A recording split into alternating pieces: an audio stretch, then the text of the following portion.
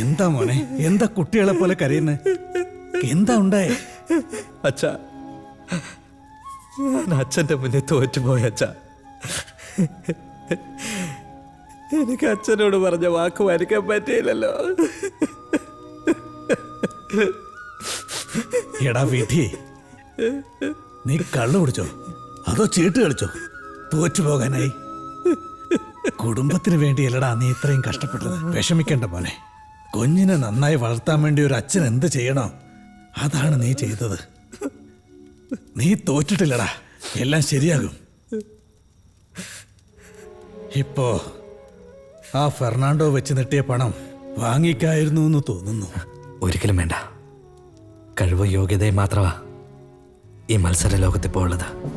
അത് ജയിക്കണമെന്ന് അർജുനോട് പറഞ്ഞു കൊടുത്തിട്ടുണ്ട്. ഒരു പണക്കാരൻ വിചാരിച്ച എന്തും വിലയ്ക്ക് വാങ്ങാന്നുള്ളത് എന്നെ ഒരു ഉദാഹരണം വെച്ച് പറയുവാണ് അച്ഛാ. അങ്ങനെ വന്നാൽ നാളെ അവൻ്റെ മനസ്സിൽ ഒരച്ഛൻ്റെ സ്ഥാനം എന്ന ഇടമുണ്ടാവില്ല.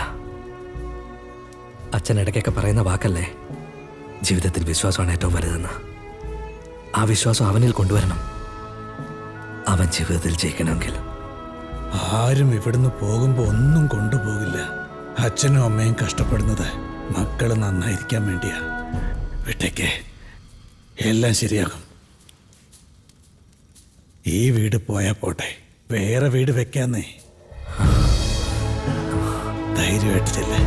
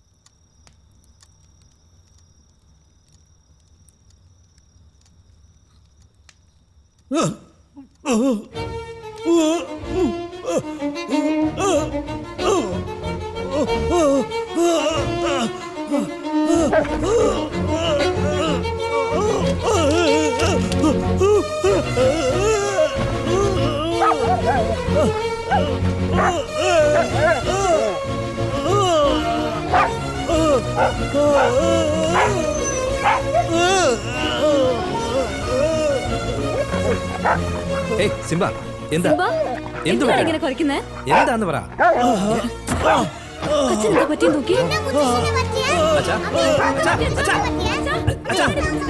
എന്താ എന്തു വെച്ചാ?